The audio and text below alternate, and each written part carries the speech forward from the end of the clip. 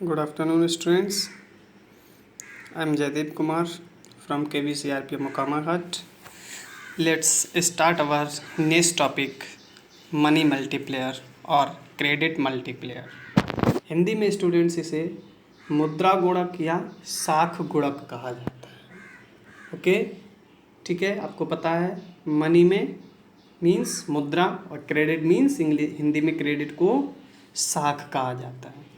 Okay, तो अब हम जो topic money and banking chapter का स्टूडेंट्स लास्ट टॉपिक है, इसके बाद हमारा money and banking unit finish हो जाएगी।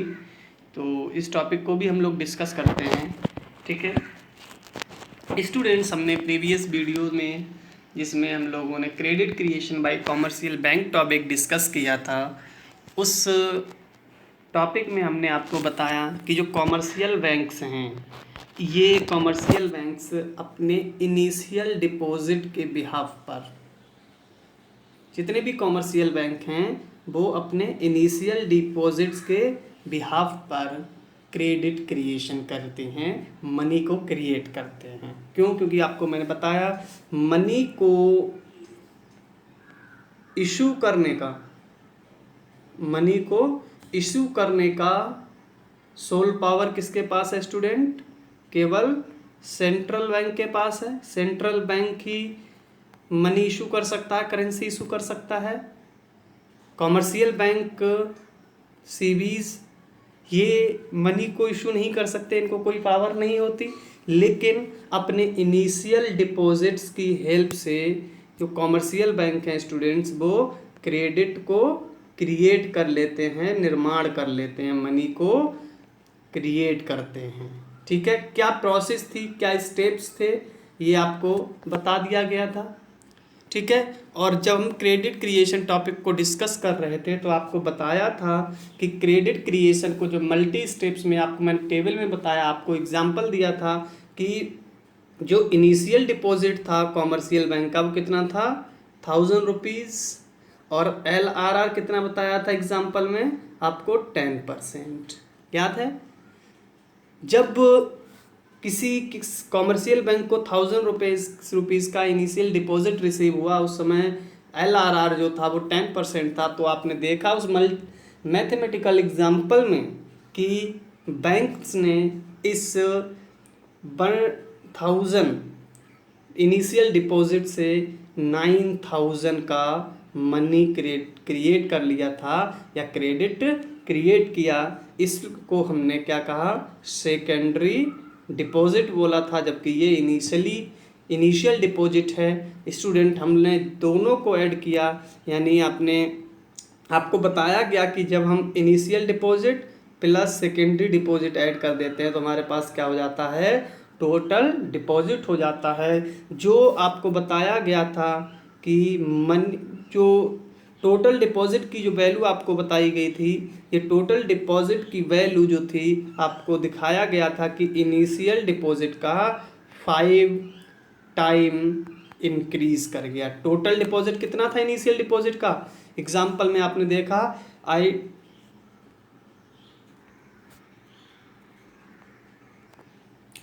देखा जो initial deposit ID plus secondary deposit T equal to TD था। ये वैल्यू कितनी हो गई थी एग्जाम्पल में? 10,000, जबकि इनिशियल डिपॉजिट हमारा कितना था स्टूडेंट? 1000। कॉमर्शियल बैंक ने क्रेडिट कितना क्रिएट किया? 9000 इक्वल टू कितना हो गया? 10,000। तो इनिशियल डिपॉजिट देखिए हमारा कितना है? 1000, जबकि टोटल डिपॉजिट बढ़ के इससे कितना हो जाता है? इनिशियल डिपॉजिट का 10 टाइम हो जाता है, 10 गुना बढ़ जाता है। ठीक है, तो इनिशियल डिपॉजिट के बाद बैंक्स जब क्रेडिट क्रिएशन करती हैं तो बैंक का टोटल डिपॉजिट, क्रेडिट क्रिएशन के बाद बैंक का टोटल डिपॉजिट इनिशियल डिपॉजिट के जितने टाइम इंक्रीज कर जाता है वो नंबर ऑफ टाइम क्या कहलाता है स्टूडेंट? मनी मल्टीप्लेयर कहा जाता है। अगर टोटल डिपॉजिट 5 टाइम इंक्रीज कर गया तो हम बोलेंगे मनी मल्टीप्लेयर की वैल्यू कितनी है, 5 है। अगर टोटल डिपॉजिट इनिशियल डिपॉजिट का 10 टाइम इंक्रीज हो गया या 10 टाइम हो गया बढ़कर, तो हम कहेंगे मनी मल्टीप्लेयर की वैल्यू क्या है, 10 है। अगर टोटल डिपॉजिट इनिशियल डिपॉजिट का 20 टाइम हो गया तो इसका मतलब मनी मल्टीप्लेयर की वैल्यू स्टूडेंट कितनी होगी, 20 होगी। क्लियर है। देखिए यही सेम लैंग्वेज में आपको इसकी डिफिनेशन लिखी गई है। Commercial bank creates money many time more than their initial deposit, यानी कॉमर्शियल बैंक मनी क्रिएट करती हैं, वो money created money initial deposit का मैनी टाइम मोर बढ़ जाता है, कई गुना बढ़ जाता है। ओके, आगे देखिए, money multiplayer tells us that how many time total deposit will be increased after receiving initial deposit it is calculated है। यानी सिंपल सी लैंग्वेज में कॉमर्शियल बैंक जो मनी क्रिएट करती हैं वो उनके इनिशियल डिपॉजिट का कई गुना बढ़ जाता है।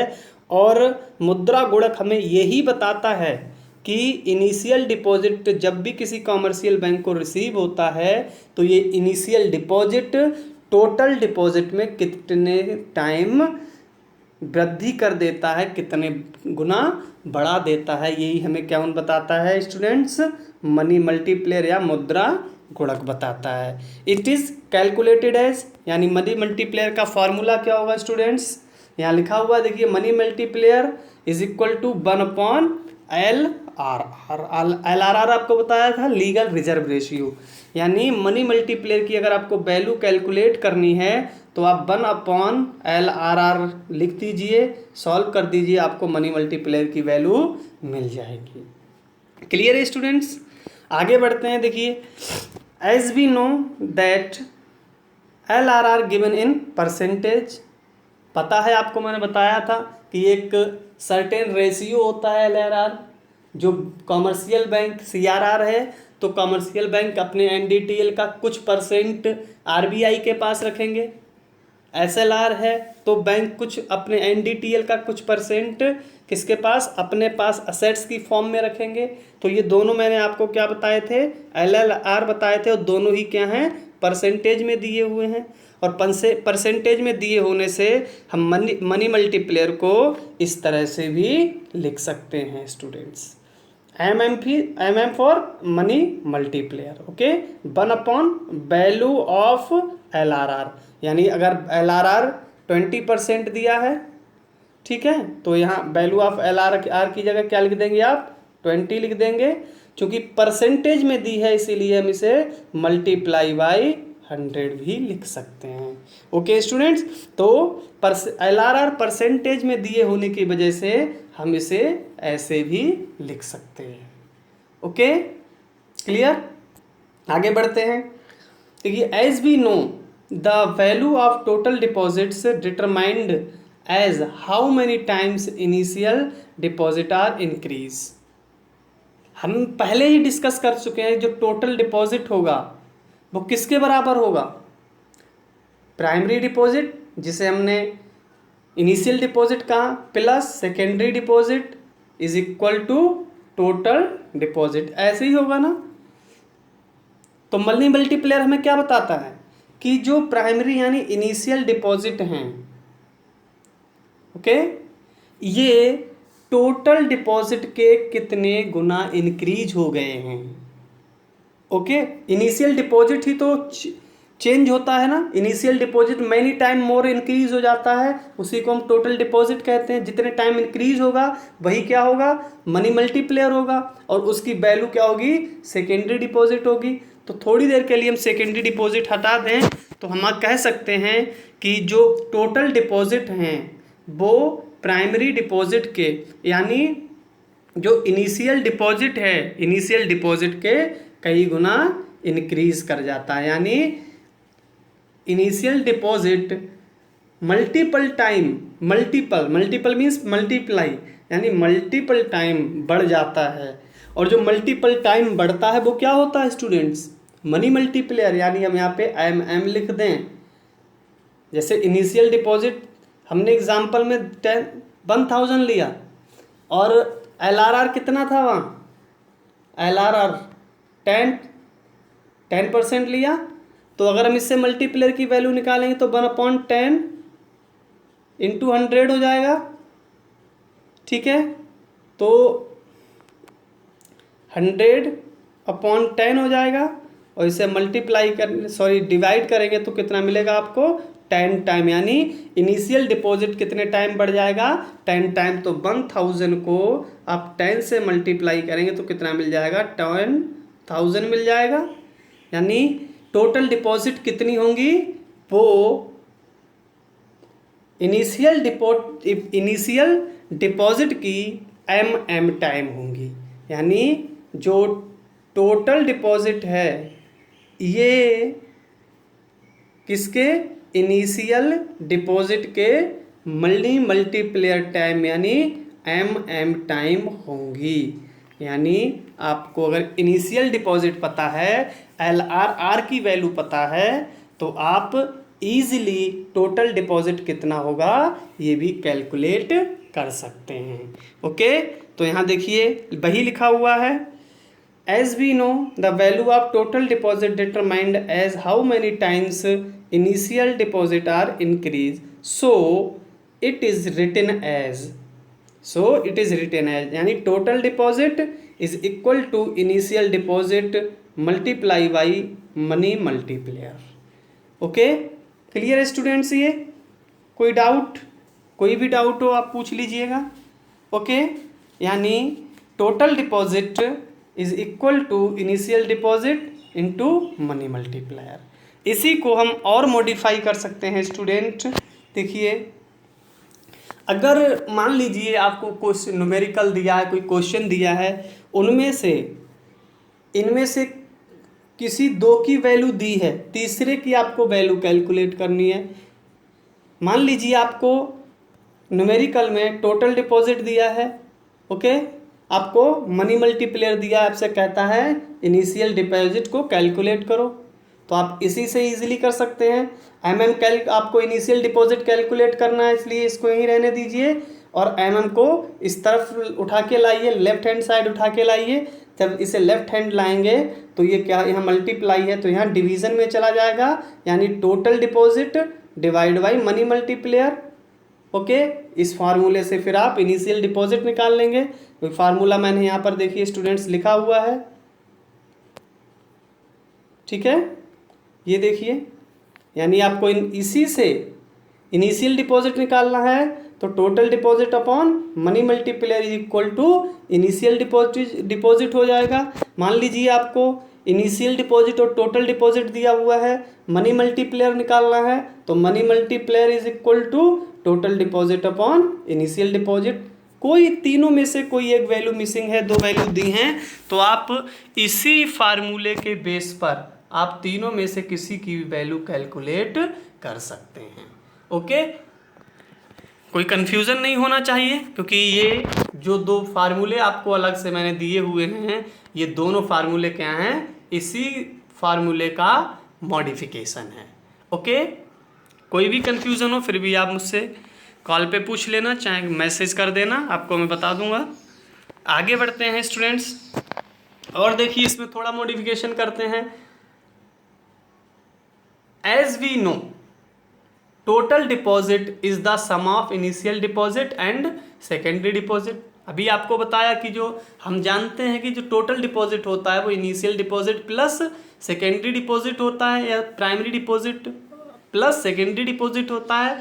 So it is written as, यानी इसको हम ऐसे भी लिख सकते हैं, total deposit is equal to initial deposit plus secondary deposit. दोनों तरह के डिपॉजिट को आप ऐड कर देंगे तो स्टूडेंट्स आपको क्या मिल जाएगा, टोटल डिपॉजिट की वैल्यू मिल जाएगी। क्लियर, पहले ही डिस्कस कर चुके हैं इसको। और आगे देखिए, we know that secondary deposit consider as money और क्रेडिट क्रिएट्स। आपको बताया कि जितने भी सेकेंडरी डिपॉजिट होंगे ये क्या होंगे, ये वह अमाउंट होगा जो कॉमर्शियल बैंक यानी सीबीज कस्टमर के अकाउंट में क्रेडिट एंट्री, कल बताया था मैंने, क्रेडिट एंट्री करती हैं, तो जितनी क्रेडिट एंट्री होगी ये क्रेडिट एंट्री क्या होगी, सेकेंडरी डिपॉजिट होगी। और यही क्रेडिट एंट्री जो अमाउंट होगा क्रेडिट एंट्री का, यही क्रेडिट एंट्री का अमाउंट क्या होगा, यही क्रेडिट अमाउंट कॉमर्शियल बैंक ने क्रिएट किया होगा। क्या किया होगा, क्रिएट किया होगा, बताया था मैंने। तो हम सेकेंडरी डिपॉजिट को क्रेडिट क्रिएशन भी लिख सकते हैं, या क्रेडिट और money creates by commercial bank भी लिख सकते हैं। तो देखिए हम लोगों ने जो ऊपर यहाँ लिखा था initial deposit plus secondary deposit, इसी को हमने मॉडिफाई करके और नीचे लिख दिया टोटल डिपॉजिट, ये यहाँ लिख लिया, initial deposit as it is यहाँ लिख लिया, और आपको बताया कि सेकेंडरी डिपॉजिट को क्रेडिट और मनी क्रिएट्स बाय बैंक्स भी कहा जाता है। देखिए स्टूडेंट यहाँ पर लिखा हुआ है, केवल हमने क्या किया, इसको इसके दूसरे नाम से सब्स्टिट्यूट किया, बदला नहीं है, क्योंकि बताया आपको सेकेंडरी डिपॉजिट ही क्या है, वह अमाउंट है जो बैंक क्रिएट करते हैं, तो वही हमने यहाँ पर लिख लिया हुआ है। ठीक है, और आगे बढ़ते हैं। देखिए तो अब मान लेते हैं कि आपसे न्यूमेरिकल में पूछ लेता है, आपको इनिशियल डिपॉजिट की वैल्यू दे देगा, ठीक है, और LRR की वैल्यू दे देगा, और आपसे पूछ लेगा हाउ मच या हाउ मैनी क्रेडिट या how which amount creates by commercial bank, आपसे इस तरह से कैलकुलेट करा लेगा। तो देखिए आप क्रिएट्स मनी या क्रेडिट क्रिएशन को यहीं लिख दीजिए, is equal to total deposit minus initial deposit, लिखा हुआ है। देखिए यहाँ क्या है, total deposit, initial deposit and credit और money creates by commercial bank. अगर आपसे पूछ लेता है न्यूमेरिकल में कि कितना क्रेडिट या मनी कॉमर्शियल बैंक ने क्रिएट किया है, तो आप वहाँ पर आपको इन दोनों की वैल्यू निकालनी होगी, और यहाँ क्रेडिट और money creates by commercial bank को बाहर ले आएंगे और टोटल डिपॉजिट कैलकुलेट करके उसमें से इनिशियल डिपॉजिट को माइनस कर देंगे, तो जितना भी मनी क्रिएट किया गया होगा कॉमर्शियल बैंक से वो निकल के आपके सामने आ जाएगा। ओके, और यही आपका आंसर होगा। ओके स्टूडेंट्स, तो यही last topic commerce money and banking unit का था। आई होप आप सब समझ गए होंगे। मैं अभी आपको एक न्यूमेरिकल सॉल्व करके दिखाऊंगा, उसके बाद कुछ न्यूमेरिकल्स मैं आपको प्रोवाइड कराऊंगा, वो न्यूमेरिकल आप सॉल्व करके मुझे भेजेंगे। ओके स्टूडेंट्स, चलिए एक न्यूमेरिकल सॉल्व करते हैं। ओके,